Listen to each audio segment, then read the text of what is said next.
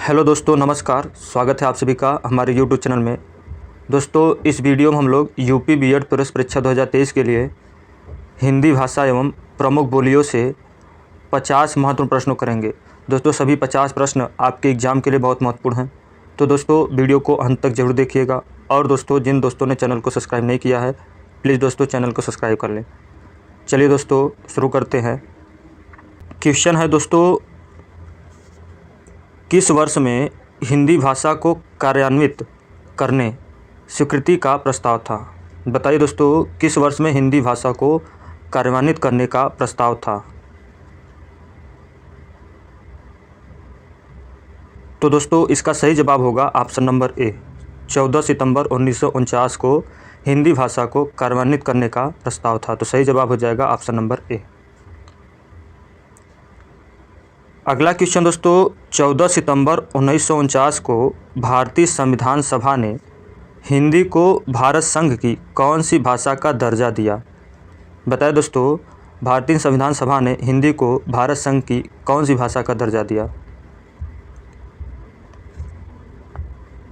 तो दोस्तों, इसका सही जवाब होगा ऑप्शन नंबर डी। हिंदी को राजभाषा का दर्जा दिया। तो सही जवाब हो जाएगा ऑप्शन नंबर डी।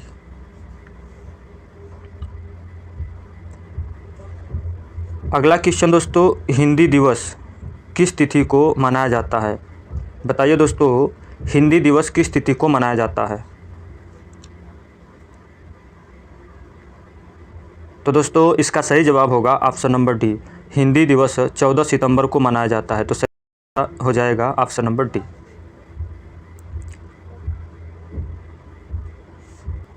अगला क्वेश्चन दोस्तों, हिंदी भाषा किस लिपि में लिखी जाती है? बताइए दोस्तों, हिंदी भाषा किस लिपि में लिखी जाती है?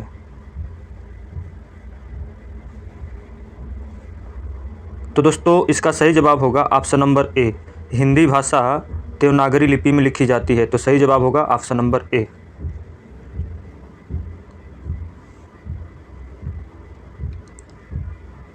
अगला क्वेश्चन दोस्तों, संविधान के किस अनुच्छेद में हिंदी को राजभाषा तथा इसकी लिपि देवनागरी को स्वीकार किया गया? बताइए दोस्तों, संविधान के किस अनुच्छेद में हिंदी को राजभाषा तथा इसकी लिपि देवनागरी को स्वीकार किया गया? तो दोस्तों, इसका सही जवाब होगा ऑप्शन नंबर सी, अनुच्छेद 343। तो सही जवाब होगा ऑप्शन नंबर सी। अगला क्वेश्चन दोस्तों, संविधान के अनुच्छेद 344 ए के अनुपालन में भारत के राष्ट्रपति ने राजभाषा आयोग का गठन किया था। बताइए दोस्तों, भारत के राष्ट्रपति ने राजभाषा आयोग का गठन कब किया था? तो दोस्तों, इसका सही जवाब होगा ऑप्शन नंबर ए। राजभाषा आयोग का गठन 1955 में किया गया। तो सही जवाब हो जाएगा ऑप्शन नंबर ए।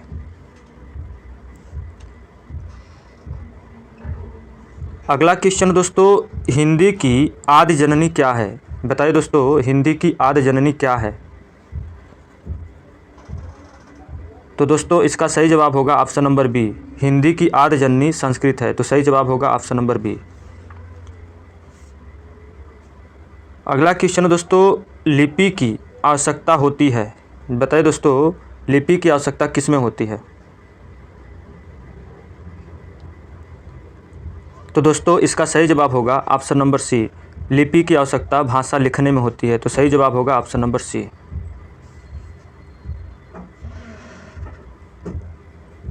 अगला क्वेश्चन दोस्तों, देवनागरी लिपि का सर्वप्रथम प्रयोग कहाँ हुआ था? बताइए दोस्तों, देवनागरी लिपि का सर्वप्रथम प्रयोग कहाँ हुआ था?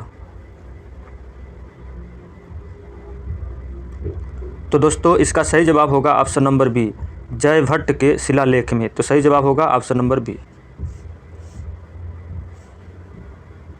वर्तमान हिंदी किस लिपि में लिखी जाती है?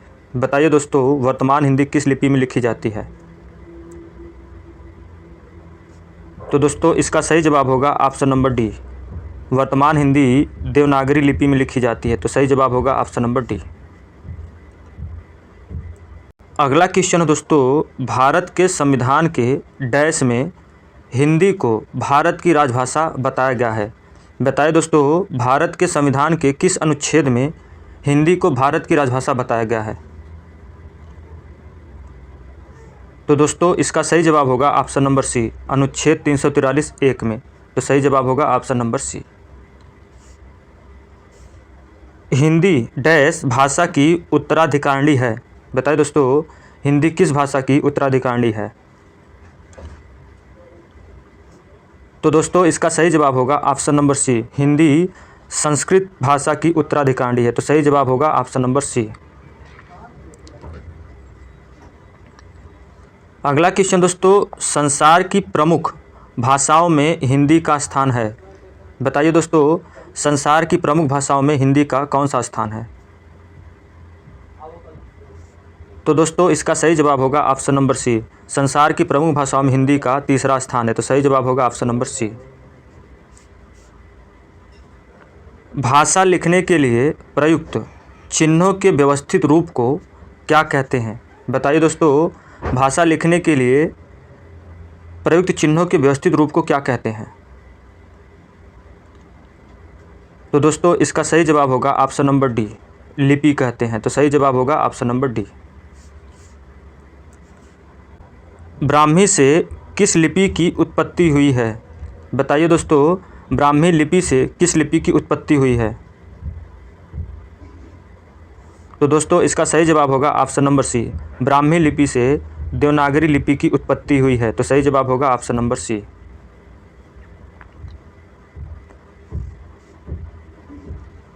अगला क्वेश्चन दोस्तों, हिंदी को विकास प्रदान करने वाली भाषा कौन सी है?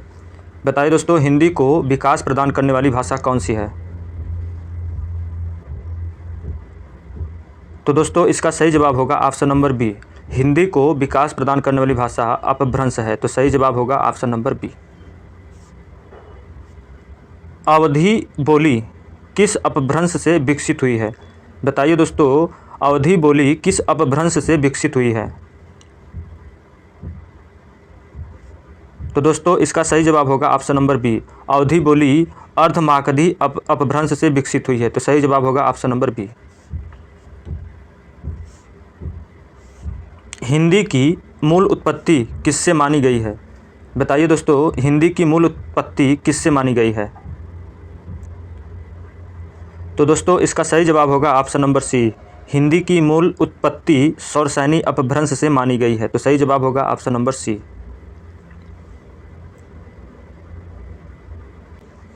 अगला क्वेश्चन दोस्तों, वाराणसी गोरखपुर आरा के मध्य कौन सी भाषा बोली जाती है? बताइए दोस्तों, वाराणसी गोरखपुर आरा के मध्य कौन सी भाषा बोली जाती है? तो दोस्तों इसका सही जवाब होगा ऑप्शन नंबर ए, भोजपुरी भाषा बोली जाती है। सही जवाब होगा ऑप्शन नंबर ए। ब्रज भाषा का केंद्रीय क्षेत्र है। बताइए दोस्तों, ब्रज भाषा का केंद्रीय क्षेत्र कौन सा है? तो दोस्तों इसका सही जवाब होगा ऑप्शन नंबर ए, ब्रज भाषा का केंद्रीय क्षेत्र मथुरा है। तो सही जवाब होगा ऑप्शन नंबर ए।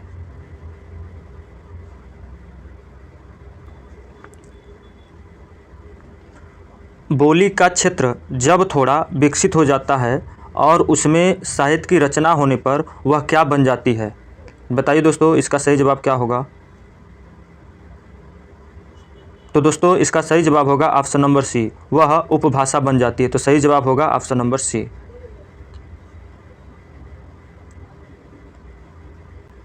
अगला क्वेश्चन दोस्तों, बुंदेली का क्षेत्र है। बताइए दोस्तों, बुंदेली भाषा किन किन क्षेत्रों में बोली जाती है? तो दोस्तों इसका सही जवाब होगा option number D, Jhansi, Jalaun और दतिया। तो सही जवाब होगा ऑप्शन नंबर डी। जिस भाषा का अनुवाद किया जाता है उसे कहते हैं? बताइए दोस्तों, जिस भाषा का अनुवाद किया जाता है उसे कहते हैं? तो दोस्तों इसका सही जवाब होगा ऑप्शन नंबर डी, जिस भाषा का अनुवाद किया जाता है उसे स्रोत भाषा कहते हैं। तो सही जवाब होगा option number D. Braj Hindi की किस भाषा के अंतर्गत है? बताइए दोस्तों, ब्रज हिंदी की किस भाषा के अंतर्गत है? तो दोस्तों इसका सही जवाब होगा ऑप्शन नंबर बी, पश्चिमी हिंदी के उपभाषा के अंतर्गत है। तो सही जवाब होगा ऑप्शन नंबर बी।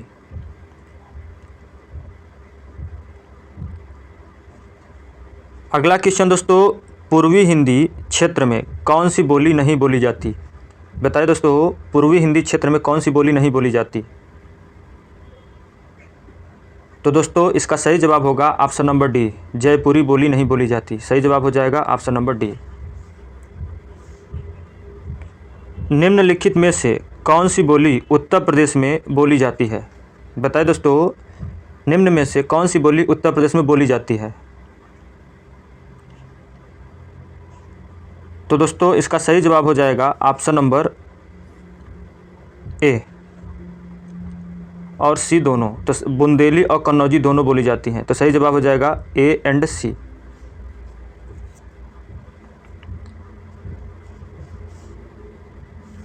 मथुरा और वृंदावन में प्रमुखतः कौन सी भाषा बोली जाती है? बताइए दोस्तों, मथुरा और वृंदावन में प्रमुखतः कौन सी भाषा बोली जाती है?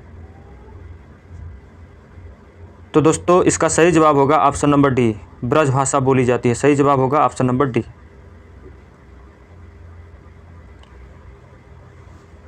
अगला क्वेश्चन है दोस्तों, निम्न में कौन सी बोली उत्तर प्रदेश की नहीं है? बताइए दोस्तों, कौन सी बोली उत्तर प्रदेश की नहीं है?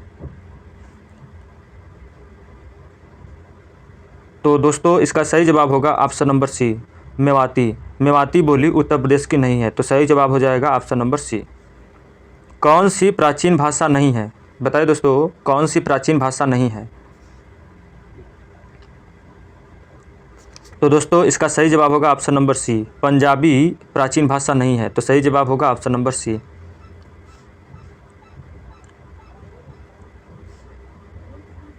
कौन सी बोली बिहारी की नहीं है? बताइए दोस्तों, कौन सी बोली बिहारी की नहीं है? तो दोस्तों इसका सही जवाब होगा ऑप्शन नंबर ए, जयपुरी। जयपुरी बोली बिहारी की नहीं है। तो सही जवाब होगा ऑप्शन नंबर ए। अगला क्वेश्चन दोस्तों, पंजाब में हिंदी का प्रचार किसने किया?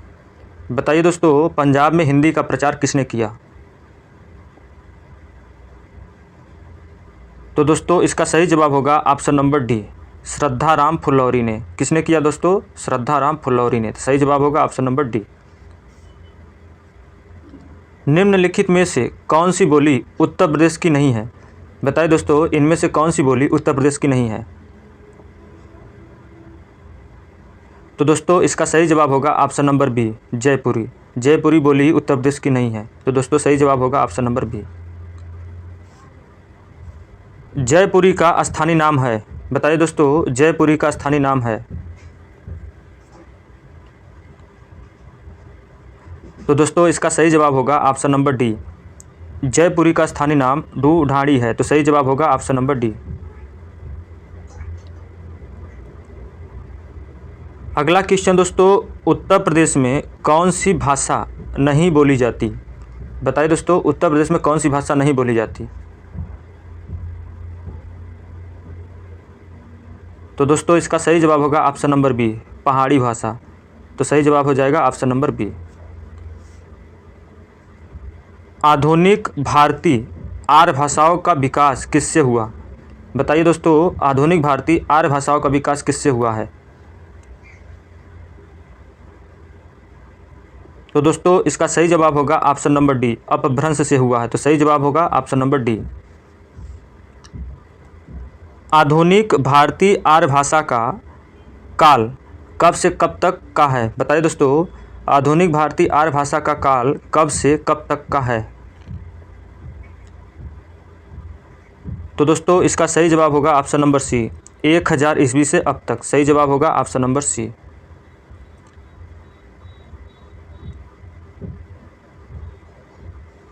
अगला क्वेश्चन दोस्तों, लौकिक, संस्कृत डैश और डैश अपभ्रंश हिंदी भाषा का उचित विकास क्रम है। रिक्त स्थान के लिए उचित विकल्प कौन सा है? बताएं दोस्तों, इसका सही जवाब क्या होगा?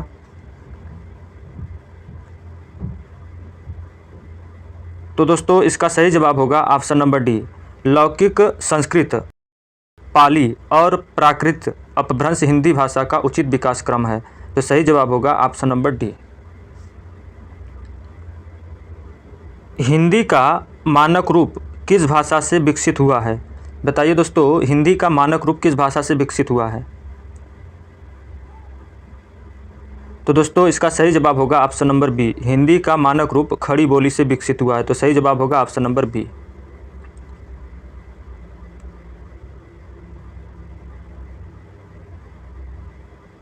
अगला क्वेश्चन दोस्तों, मथुरा, आगरा, धौलपुर, ग्वालियर आदि क्षेत्र में निम्नलिखित में से कौन सी बोली बोली जाती है? बताइए दोस्तों, इन स्थानों में कौन सी बोली बोली जाती है? तो दोस्तों इसका सही जवाब होगा ऑप्शन नंबर सी, ब्रज भाषा बोली जाती है। तो सही जवाब होगा ऑप्शन नंबर सी। निम्नलिखित में से प्राचीन भारतीय आर्य भाषा कौन सी है? बताइए दोस्तों, इनमें से प्राचीन भारतीय आर्य भाषा कौन सी है? तो दोस्तों इसका सही जवाब होगा ऑप्शन नंबर डी, वैदिक संस्कृत। कौन सी है दोस्तों? वैदिक संस्कृत। सही जवाब होगा ऑप्शन नंबर डी। दिए गए विकल्पों में से द्रविड़ परिवार की भाषा कौन सी है? बताइए दोस्तों, इनमें से द्रविड़ परिवार की भाषा कौन सी है?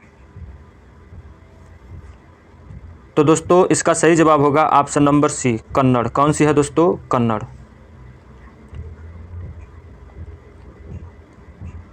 अगला क्वेश्चन दोस्तों, हड़ौती बोली कहाँ बोली जाती है? बताइए दोस्तों, हड़ौती बोली कहाँ बोली जाती है? तो दोस्तों इसका सही जवाब होगा ऑप्शन नंबर डी, राजस्थान में बोली जाती है। सही जवाब होगा ऑप्शन नंबर डी। राघड़ी बोली कहाँ बोली जाती है? बताइए दोस्तों, राघड़ी बोली कहाँ बोली जाती है? तो दोस्तों इसका सही जवाब होगा ऑप्शन नंबर डी, राघड़ी बोली हरियाणा में बोली जाती है। तो सही जवाब होगा ऑप्शन नंबर डी। इनमें से कौन सी बोली मध्य प्रदेश की प्रमुख बोलियों में से नहीं है? बताइए दोस्तों, इनमें से कौन मध्य प्रदेश की बोली नहीं है?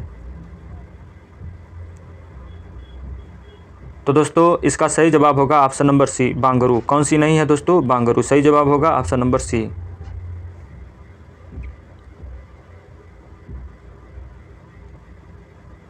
अगला क्वेश्चन दोस्तों, बघेली बोली किस क्षेत्र की बोली है? बताइए दोस्तों, बघेली बोली किस क्षेत्र की बोली है? तो दोस्तों इसका सही जवाब होगा ऑप्शन नंबर सी, बघेली बोली जबलपुर की बोली है। तो सही जवाब होगा ऑप्शन नंबर सी।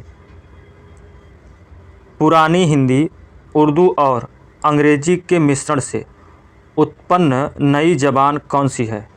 बताइए दोस्तों, इसका सही जवाब क्या होगा?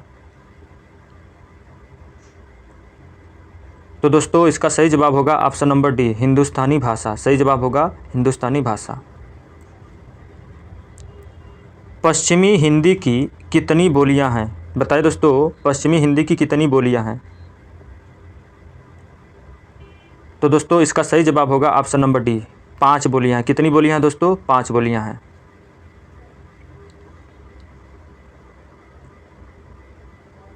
अगला क्वेश्चन दोस्तों, किसी सीमित क्षेत्र में बोली जाने वाली स्थानीय भाषा को क्या कहते हैं? बताइए दोस्तों, क्या कहते हैं?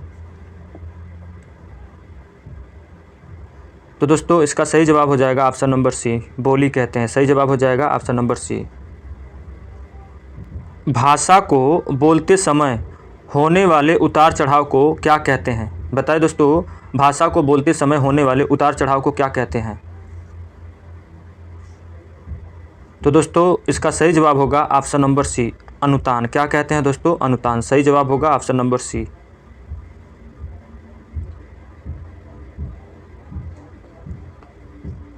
रोमन लिपि का प्रयोग किस भाषा के लिए नहीं होता है? बताइए दोस्तों, रोमन लिपि का प्रयोग किस भाषा के लिए नहीं होता है? तो दोस्तों इसका सही जवाब होगा ऑप्शन नंबर सी, रोमन लिपि का प्रयोग कुल्लुई भाषा के लिए नहीं होता। तो सही जवाब होगा ऑप्शन नंबर सी। धन्यवाद दोस्तों, वीडियो आपको अच्छा लगा हो लाइक करें, सब्सक्राइब करें। बहुत बहुत धन्यवाद वीडियो अंत तक देखने के लिए।